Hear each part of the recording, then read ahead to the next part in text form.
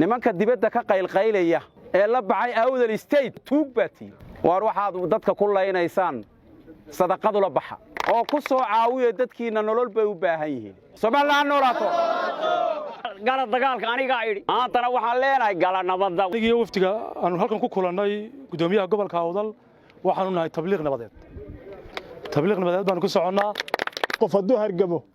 kaag joogana hargamka dawaa uu ka qaadaa waan qufacnay waxa weeyaan dhib kale ma dhicin xariirada maanta waa nabad wax dambana xariir laga maqli maayo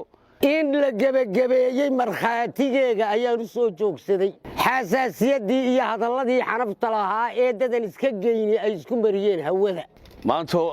waxaanu joognaa magaalada xariirad waxaanu cadaynaynaa adaanu duqeydii xariirad nahay inay xariirad nabad tahay hadalladii diilqaafka ahaa ee dadku isu weydaarsadeenna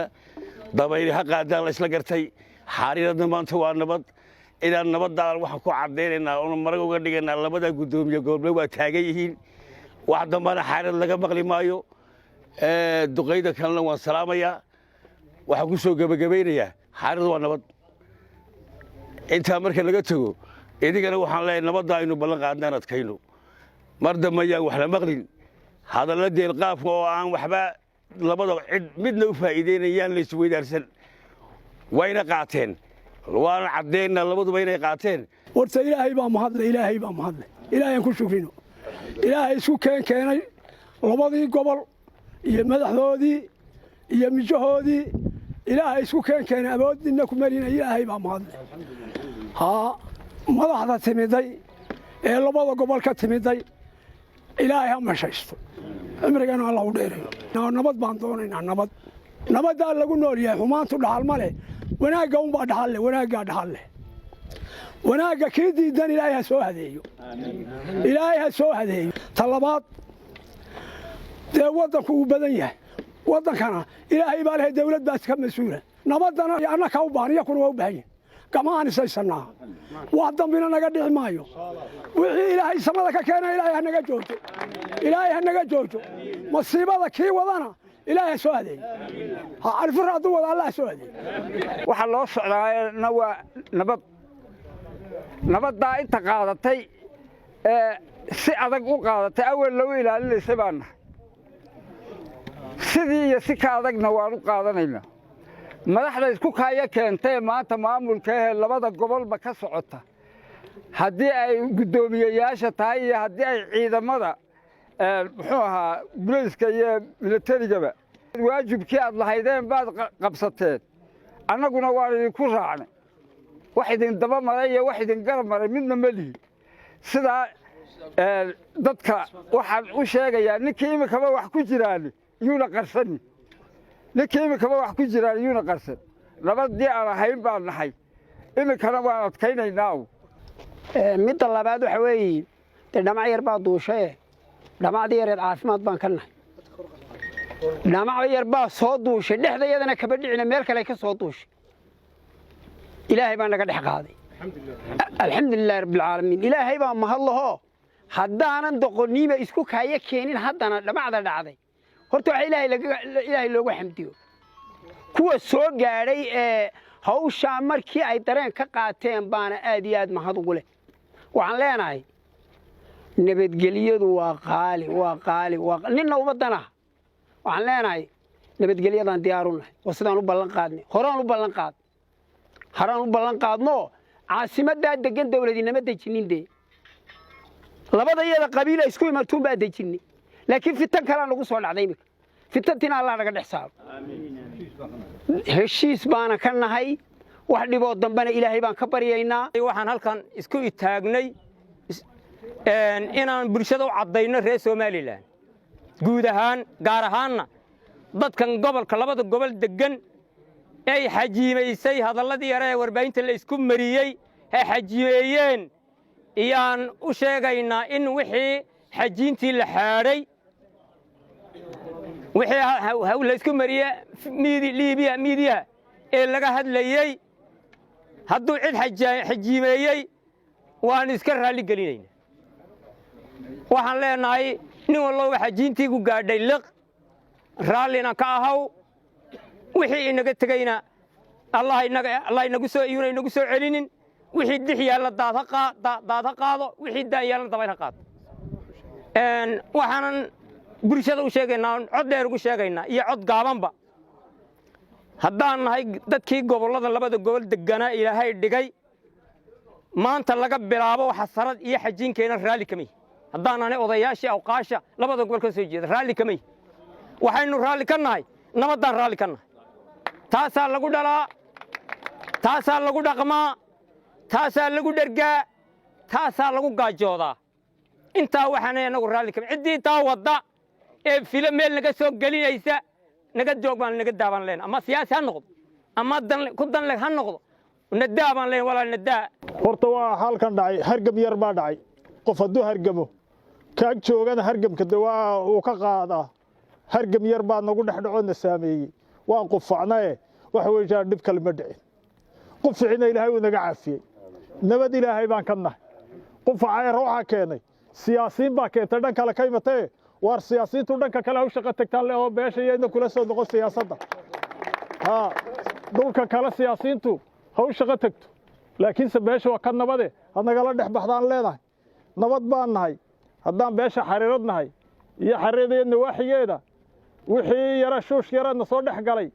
wuu naga dhex baxay nabad ilaahay baan ka nahay dee nin walliba horta uu hadlay diilaqaab un baana keenay cid horta kolkii hore dee horta ugu tala gashay horta maynaa jir run ahaan markay noqoto annaku meel kabarad laga duubayo iyo meel lagu hadlayo midnana maynaan arag laakiin maxaase keenay dee kolkuu reeabtiga ii hadlay annaguna waan hadallay haddii aan hadallay dee annagu daar ma dubinine codun baan dee nidhi gala dagaalka anigaa idhi gala dagaalka anigaa idhinti maantana waxaan leeyahay markuu reeabtigaye nabad au yahay maanta annaguna nabad baan nahay maantana waxaan leenahay gala nabadda waxaynu tilmaamaynaa maanta annaga oo dhan oo beelihii ah oo cuqaashii ah oo waxgaradkii ah oo ay aad iyo aad noogala qayb galeen mas-uuliyiinta gobolka iyo degmooyinku labada gobol awdal iyo salalba waxaan maanta halkan ka sheegaynaa ballanna qaadaynaa in wixii hore daad ha qaado wixii dix yaallay daad ha qaado wixii daan yaallana dabayl ha qaato in hadalladii sidaa ahaa laga waantoobo oon dib dambe loogu hadal intaa kadib ciddii wax kale ama sheekooyin kale ama waxay jirto waxaa ka soo hor jeeda oo ka dhana dhammaanba ummadda gobolka waxaanu dhannahay ummaddii wada deganayd waynu wada deganna waynu wada deganaan doonnaa wax alla wax dhiboo dhacayna ma jiro waxaanu muujinaynaa jamhuuriyadda soomaaliya ummadda nabadda jecel in maanta laga bogsado xariirad eeriyadeeda iyo hadalladii deelqaafka ahaa in wixii horena halkaa lagu daadiyey wax dambena aanay dhici doonin dadkuna ay walaal ilaahina gamcays haystaan sida ka muuqata xafladda aannu joogno taasaynu sheegaynaa oo aan ummadda u sheegaynaa waxaanan annagu odayahaan u taagannahay annaga iyo maamulka iyagu dhammaanba halkan uun maahee meelo badan in aannu hawshaa u soo marro oon ummaddaa walaalayno ummadduna walaalnimay diyaar u tahay waxaanan aad iyo aad uga mahad celinayaa maamullada labada gobol ee labada barasaab ay daba jooga ay u horreeyaan labada taliyayaasha ciidamada ee qaybaha maayarada degmooyinka madaxda ee dhaqanka saxaafadda iyo dhallinyarada golaha deegaanka dhammaantood waxaan uga mahad celinayaa arrinta halkan ka dhacday oon annaguna markhaati goobjooga uga nahay in ay xidheen nabaddoodii oo ay ka luqluqdeen oy tufeen wixii hadallo ka soo baxay afafka bulshada wada dhalatay ee walaalaha ah waxaan u sheegayaa ilaahay mooyaane cid kala rari kartaa inaanay jirin waxaan u sheegayaa ilaahay mooye cid isku dhaantay inaanay jirin waxaan u sheegayaa nabad waxay ku waayaan inna col inaanu ku helayn intaasaan idinku boorinayaa hadalku waa soo gabagaboobay muhiimad murtidiisa u weynna waxay tahay uun dadkan wada degan ee walaalaha cid isku dhaantay inayna jirin weligood baa aha hadlaan ninka hadlay ee hadal xun yidhi isaga afka iska xumeeyey laakiin dadku meelba kala tegi maayo waa dad walaalaa waa dad wada dhashay waa dad isdhalay waa dad wada joogaya ilaa yawmal qiyaamaha marka waxaan ku boorinaynaa in dadka walaalihii ay wixii deelqaafa iska ilaaliyaan oo isilaashadaan oodi ab ka dhow dad iyaga iskugu dhow waxaa dhacday maalintii shirka laga soo daray anuu halkan baan imiday ilaa maanta waxaan joogaa xariirad baan joogaa waxaan ka mid ahaa dhallinyaradii qabanqaabisay inaynan reer xariirad inta hadashay maayna inta kale ayna hadal saamay ayna ku yeelan oo hadalkaa ayna ka daba qaadin odayaashii waaweynaa iyo dhallinyartii waxaan ka shaqaynay inayna cidi hadal aanan layska daba qaadin tii waxay keentay inaan layska daba qaadin maanta nabaddaan ku wada soconnay keentay xariiradiiyo deegaankaygiiyo degmada saylacba waa nabad dadka telefoonnada ku soo hadlaya dadka walaalihii inay isdilayaan oo isirdayaan moodaya arkaan maanta waxaan leenahay in fariinta aan dirayna waxay tahay ama nin dibad ka soo hadla ha noqoto ama nin hargeysa ka soo hadla ha noqoto mas-uula dadkan wada degani waa walaalo cid isku dhaantaana ma jirto kolley reer xariirad waxaan farayaa mid baan farayaa waxaan leeyahay nin dibad jooga oo carruurtiisii iyo xaasaskiisii dhigtay meel nabada yaanu hadhkaa iyo barada ay naga saarin oo fariintiisa ayaana qaadanin kolley kii hadal xun yidhina meel ma teginoo uu joogaa maantana hadal fiican buu ka daba yidhi muhiimaddu waxaa weeyaan nabaddaas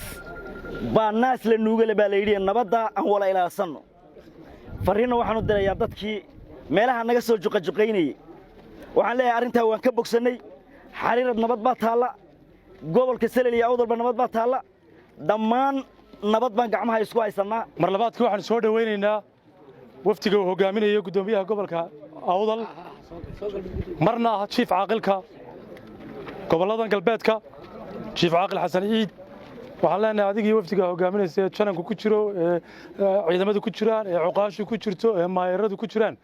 iyo dhammaan dhallinyaradu ku soo dhowaada gobolkii salel ku soo dhowaada degmadii xariirad waxaan idin leenahay dalkiinniyo nabada dadkiinniyo nabada ummaddoo walaalaa mar labaadka waan mahadnaqayaa cuqaasha iyo odayaasha iyo wafdigaa noo yimid sida la iskula afkartay in laga wada shaqeeyo nabadda iyo dhismaha iyo horumarka mid loo wada noqdo haddii aanu idiin brief garayno aniga iyo wafdiga aanu halkan ku kulannay guddoomiyaha gobolka awdal waxaanu nahay tabliiq nabadeed baanu ku soconnaa waxaan doonayaa anigoo ku faraxsan sida odayaashu u hadlay halkan ee dareenka farxadda leh ka muuqatay ee qof walba waxa qalbigiisa ku jira sheegayay inaan halkan laba qolo fariin uga diro qolo waa qolada youtuberada ee sheerta ku raadiya colaadda qolona waa qolada mucaaradka ee tiraa waxa ololaya galbeed ma ololeyso waa nabad warso nabad ma ololaya waa nabad marka haddii dee maalin kasta halka qof ka hadla laydhaa meel baa gubanaysa ololeysa waxay nagu tahay arrin aad u adag dadka deegaankana waa wada maqlay dadka ugu badan tiifiyada fadhiyey nin youtuber iyo nin mucaarad unbaa oo sheegayeen galbeed ololayo meel qori lagu haystana maan arag marka dadkii walaalahaana waxaanu leenahay sidaad idinkuna u qaadateen nabadda waa ku mahadsantihiin ambaqaadkuu sii socon doonaa mid joogsanaya maaha waa mid ilaa inta gobolka la wada gaadhayo sidaa gacmaha la isku haysanaya soconaya reer xariiradna mid baan leeyahay 6 sano ugu dambaysay waxaad ku nooleedeen nabad iyo farxad iyo reereen iyo dhismo ya tiin baa sii wadaysaa farxad weyn bay tahay inuu walaalkay mawliid guddoomiyaha gobolka salel oo igu soo dhaweeyo gobolka salel annagoo sidaa uu sheegay tabliiq nabadeeda mutadawiciina dadkooga inay nabad u tolaan u jooga maanta ilaahayna noo hirgeliyey waa nasiib badannahay aad baan u nasiib badannahay labadeedu waxaana nasiibkaana siiyey ilaahay iyo dadka iyaga oo na karaameeyey nagu sharfay in nabaddaasi xidhanto oo deelqaafka ay la yimaadeen dadka aanan danta u ahayn ee dhibaataynaya ee carruurtoodii nabad kula nool ee dibadda jooga ee lacagta soo diraya inay dadkani ku baaba'aan dadka gartay ee nooga hiiliye nabadda nala xidhay ee reer xariirad ee reer gobolka salel ee labada walaalaha ee isdhalaya kuwaasaan aad ugu mahadnaqaya ee gartay inuunan waxba u tarayn nin yuutubara oo dibad joogay waxaan leenahay yuutubara waad la weyday inaad dadkaa isku dirta waad la weyday nabad allaha ku yeelo xaggan waxba ma yaallaan nabad baa taalla wixii aad hurisay ku dhibaataynaya dalka oon waxba rabin iyo ku dibadda oo soo caawinayowba waxaan leenahay waad la weyday nimanka dibadda ka qaylqaylaya ee maxaysatada ah ee la baxay awdal state waad la qadeen baan leeyahay halkan haddaad moodayseen inay dhufays nin noqoto waad la qadeen ma noqonayso tuug baa tii wayna inni fahmeen gobolka salal iyo reer awdalba way fahamsan yihiin ujeedda badantiinna waar waxaad dadka ku laynaysaan sadaqadula baxa oo ku soo caawiya dadkiinna nolol bay u baahan yihiin oo ku soo caawiya dadka masaajidada jooga ee muxsiniinta ah ee liita kuwa buka curyaanka ah kuwaasaa iniiga baahan inaad wax tartaan hooyadaa inaad aqal u dhistaa kaaga baahan intaad ummadda isku dirayso waan ogahay ragga ka shaqaynaya ee luusarka ah een aqoon lahayn ee yuutuubarka ah ee nolosha ka dhacay ee moodaya inay kuwan xoraynayow adi ilaahay ha ku xoreeyo adaan xor ahayn dalkani waa xor somalilan baan la idhaahdaa nabad baan ku caanamaallay dal iyo dad iyo barwaaqaan haysannaa waannu ku qaabilaynaa haddaad tahay homeless ood guri haysan oona dad lahayn noo kaale waan ku qaabilaynaa xaggani qaxootigay qaabishaa ninka nolosha ka dhacay qaabishaa ninka nolosha ka dhacay wax u sheegtaa gobollada awdal iyo sale somalilan baa u sheegtay somalilan waa nabad somalilan ha noolaato innaguna noolaado shirkuna way noo xidhanya